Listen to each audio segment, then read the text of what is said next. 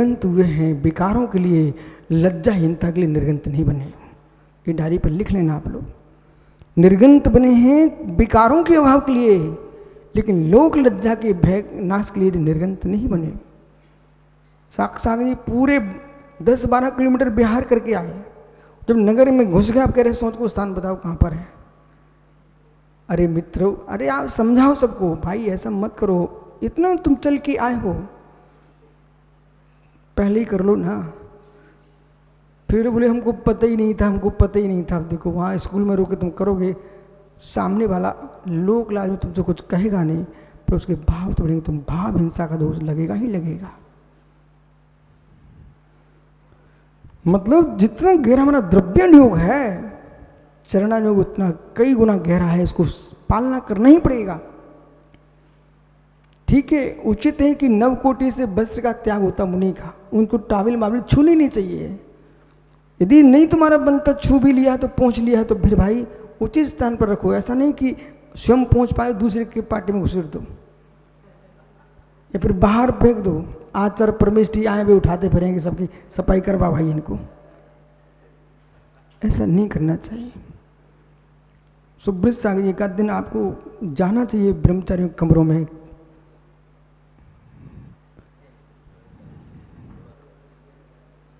तो फिर महाराजों के कमरों में भी जाना चाहिए।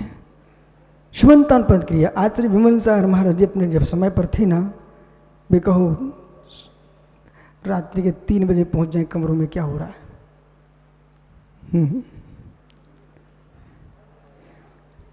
संकेत है, यानी समन्तान पाद क्रिया। बालको ये विषय तुमको सुनना है, तुम कहाँ विलंब कर रहे हो। तो मतलब जहां पर ऋतिक उचित स्थान पर ही सोच जाना, उचित स्थान पर लोग सुनकर जाना, ऐसा ही कहीं भी करके आया हो, वो गंदगी मचा के आ जाओ, दोबारा कोई कमरा नहीं देगा बेटा, बराबर। तो ये बिना देखे बिना मार्जन किए मल आदि वस्तु को रखना उठाना, ये अनाभुक की क्रिया है। जो काम दूसरे से करना चाहिए था अपने हाथ से करने लग जाना, ये स्वास्थ्य की क्रिया है। महात्मा जी तुम दिगंबर मुनि हो, कोई नाली में कचरा पड़ा था, तुम नाली साफ करने नहीं जाओगे। ये पिच्ची तुमको कमरा झाड़ने के लिए झाड़ू नहीं दी गई है, जीवों की रक्षा के लिए दी गई है, कमरा नहीं झाड़ सकते पीछे से। समझ में आ रहा ना। असी भाई तुम मुरझाज बन गए, आचरण का तो स्वच्छ रहना चाहिए, सुबह से जगे और ली पिच्ची पूरा कमरा झाड़ के आ गए। नहीं बेटा ऐसा नहीं करना, ये स्वास्थ्य की क्रिया है। जो काम दूसरे के हाथ से होते हैं दूसरे के हाथ से करने दिए, ठीक है ना। नहीं तो पंखा लाइट कूलर सब शुरू कर दो, ये तुम्हारा काम नहीं है मुनियों का, ठीक है। स्वयं से भी नहीं करेंगे, दूसरे से नहीं कराएंगे यशोधर जी। और जो पाप को देने वाली क्रिया है उसमें सम्मति करना, ये निसर्ग की क्रिया है। अब लोग विचित्र हैं, उनको शर्म ही नहीं आती है।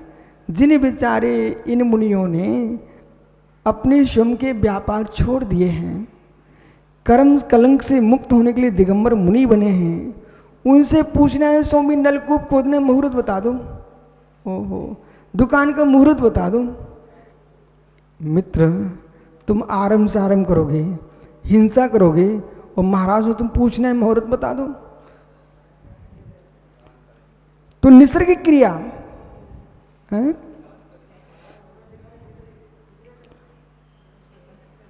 और मित्र किसी व्यक्ति से कोई साबद्ध कर्म हो गया है,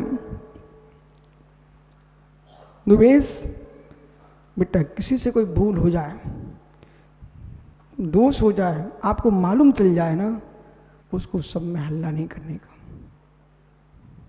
कभी नहीं करना। विवेक तुम्हारे पास हो, वो समझदार तो उसको अलग बुला के उसको ही समझा देना। हल्ला करके बेटा पापी को भी बहुत दुख होता है। जितना धर्म की हंसी पापी ने नहीं कराई, ये ढोंगी टाइप के धर्मात्मा बन जाते ना, हम तो सत्य बोलेंगे, सबको बताएंगे। ओ क्या बताओगे, प्रचार तो तुमने किया है, उसने नहीं किया, और तुम उसके प्रचार में लगे। अपने हृदय से पूछ तुम वैसे हो कि नहीं। तो मालूम धर्मात्मा तो बनो, सम्यक दर्शन के 8 अंगों को जान के बनो पहले। वो जो 7 सम्यक के 8 अंग तो जान नहीं पाए, बड़े बड़े ग्रंथ पढ़ के बैठ गए, और बस कोई साधु नहीं पूज्य। अरे ढोंगियो, तुम्हें ये तक पता नहीं है, सम्यक ही तुम्हारे पास नहीं आया है, तुम्हें चारित्र की बातें कर रहे हो। पूरे देश के साधुओं में भेद करा के फेंक दिया। ऐसे ढोंगी लोग हुए देश में। मतलब कि एक अंग भी तुम्हारा हीन है। तो जैसे मित्र एक अक्षर भी मंत्र में हीन है तो विष की वेदना दूर नहीं हो सकती है, ऐसे सम्यक के 8 अंगों में एक भी अंगहीन है तो तुम्हारे सम्यक दर्शन नहीं है, तुम संसार से पार नहीं हो सकते हो, और मित्र समाधि मन तो हो ही नहीं सकता। इसमें शंका मत करना भाई। संपूर्ण सागर जी आगरा। तो विदारणी की क्रिया, तो मतलब ये कह रहे हैं कि आप जो है इस प्रकार से ज्ञान के क्षेत्र में आकर के दर्शन ज्ञान चार्थ की व्याख्या करना चाहिए, सम्मित के 8 अंगों का पालन करना चाहिए। ये डीक मार रहे हैं कि हमने ऐसा, मालूम दीपक भैया, दूसरे की निंदा करके ये कह रहे हमने ऐसा करके दिखाया है। तुमने कुछ भी करके नहीं दिखाया, तुमने अपना मोक्ष मार्ग का नाश किया है। ये विदारण की क्रिया है। सुधीर भैया ये सब बातें ध्यान से सुनना। जहां कुछ कहीं दिखता है मध्यस्थ, लेकिन हम अपने मुख को खराब नहीं कर पाएंगे। ज्यादा हुआ उनके गुरु से कहेंगे और डायरेक्ट उनसे ही मिलेंगे। दूसरी बात ये भी ध्यान रखेंगे, मित्र पास तुम तो वैद्य भी हो ना, ये भी तो जाके देख सकते कि योग्य सागर प्रवचन में नहीं आए तो बात क्या है। हल्ला मत करो, ये प्रवचन में नहीं आए। मित्र तुमको पास में देख के आना चाहिए था, क्यों नहीं आए? स्वास्थ्य खराब है कि कोई दूसरे साधु की भैयावृत्ति कर रहे थे, क्या बात है? ये तो पहले समझना चाहिए, इसके बाद बात करना चाहिए। ये मतलब चरणानुयोग का पालन करने के लिए बहुत विज्ञान चाहिए। और आप वो अपने कल्याण के लिए, अपने निर्दोषता के लिए आप साधु बने हो, न कि 2 अक्षर का ज्ञान हुआ, वो जरा छोटा सा व्रत ले लिया, अब तो तुम आचार्यों के आचार्य बन के उन पर उंगली उठाना प्रारंभ कर दिए हो। आपका भी सूत्र आ रहा मित्र। तो ये विदारण की क्रिया है।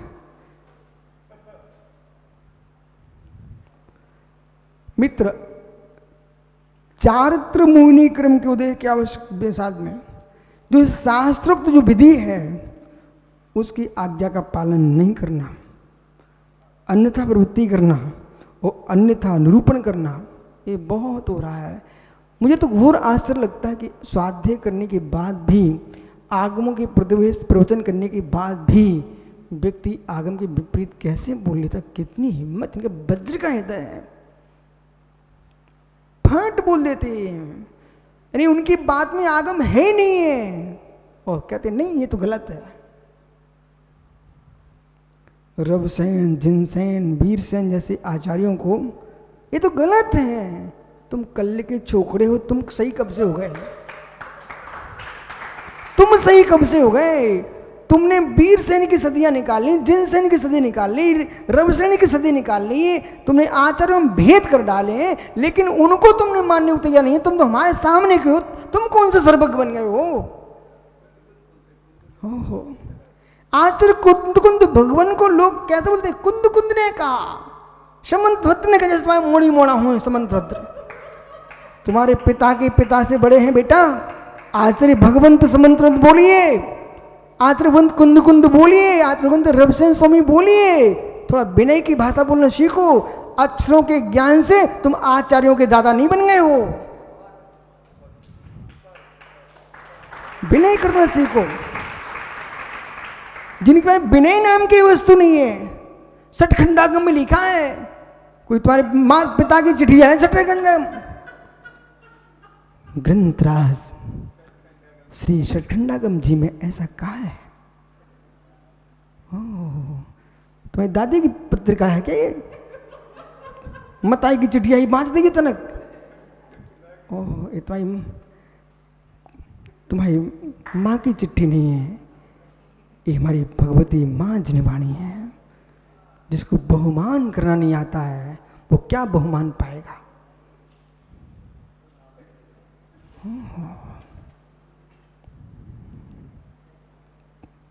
मैं तो पंडित जी तक को कहता, पंडित साहब, राकेश भैया, अरे मीठा बोलो, मीठा खाओ, मीठे गुड़ पाओ।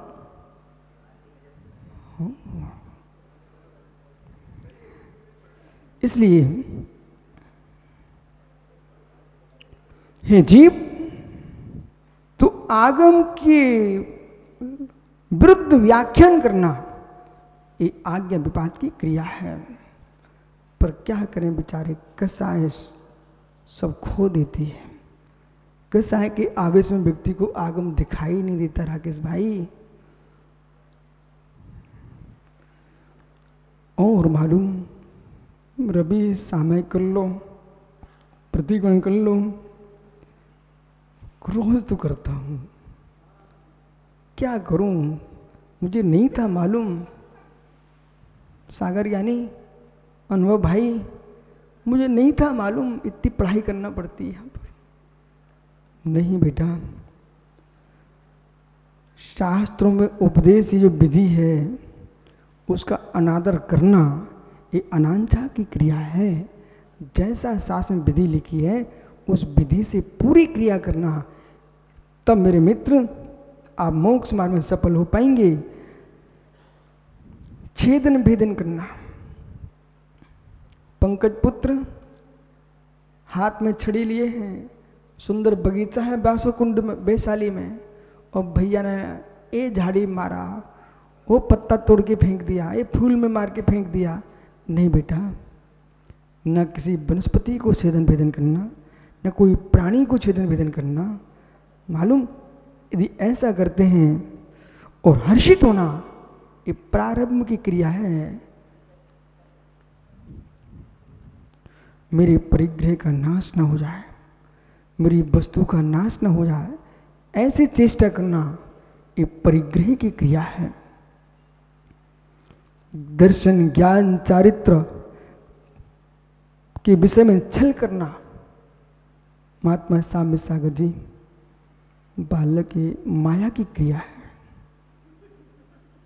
किसी प्रकार से छल कपट मस्तिष्क में नहीं आना चाहिए, क्योंकि एक रहस्य का, अपने जीवन का रहस्य रखना चाहिए 24 घंटे।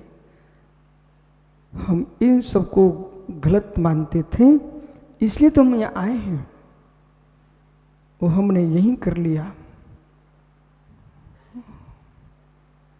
भैया, संस्कार आहार देने मेरे पास आना, पर ध्यान रखना कहीं जाना नहीं, मेरी भैयावृत्ति करने आना आपको। ऐसे चिपका लिए बच्चे को। अब बेचारा चाहता कि हम अनंग सागर को विधाएं आहार, अब वो जा नहीं सकता है, एक ही महाराज मात्र हैं। बेटा ऐसा विचार कभी तुम मन में नहीं लाना। नमो लोए सब साहू। यदि कोई महाराज बांधना भी चाहें तो कहना, महाराज जी हम पंच परमेष्टि के भगत हैं, हम व्यक्ति के भगत नहीं हैं, हम आपकी भी भक्ति करेंगे, हम सब जगह जाएंगे, आप मुझे बांधने की कोशिश मत करिए, बांधने की कोशिश मत करिए। अन्यथा ये बांधने वालों से धर्म नहीं चलता। अरे बेटा, आज तुम्हारे गांव में अमुक महाराज आए, कल दूसरे भी तो आएंगे, तो फिर तुम उनके पास नहीं जाओगे, मुनि धर्म कैसे पलेगा? आयुष समझ में आ रहा ना बेटा? नगर में कोई भी महात्मा जी आएंगे, हम भक्ति से उनकी सेवा करेंगे, सेवा ही करेंगे, आहार दान करेंगे, सास दान कर सकते हैं, पिच्ची का मंडल भेंट कर सकते हैं, पैसा दान नहीं करेंगे किसी भी अवस्था में, क्योंकि मुनिराज को पैसा देना ही नहीं पड़ता। साधु को पैसा देना पाप है, वो तो परिग्रह है, वो महाराज ले नहीं सकते हैं। सच्चे साधु परिग्रह पैसा मांग ही नहीं सकते, वो पैसा मांग रहे हैं तो कहीं ना कहीं खोट आ चुकी है साधना में। इसलिए शुद्ध बात यही है, यदि जो मांग रहे हैं उनसे भी पूछना शास्त्र में लिखा क्या पैसा मांगना। यदि लिखा हो तो वो शास्त्र पढ़ा दो, मैं दे जाऊंगा, लेकिन चाहिए मुझे कौन सा शास्त्र? बट्टकेर स्वामी, कुंद कुंद स्वामी, ठीक है, समंत्रद स्वामी, प्राचीन आचार्यों चाहिए, बे नहीं चाहिए जो बीच में लोगों ने टीकाओं में कुछ बातें अपनी लिख दी हैं। इसलिए आइए, कोई ये ना सोचे मैं गलत उपदेश दे रहा हूं। आप गलत उपदेश देने लगे हो इसलिए मैं उसको ठीक कर रहा हूं। आगम का उपदेश यही है रविसेन भैया जो मैं कह रहा हूं। इसमें नहीं चलता है कि तुम्हारे यहां आहार हो चुके अब लिखाओ, ये कहीं शास्त्र में नहीं लिखा। बेचारे ने आहार का आहार दिया तुमको, अब तुम मांगने खड़े हो गए हो। ये तो मैंने वहां देखा था जहां सीधा सीधा देना पड़ता, वहां भोजन के बाद पंडित जी साहब को दक्षिणा देना पड़ती थी। ये मित्र, ये पुरोहित परंपरा नहीं है, ये दिगंबर परंपरा है।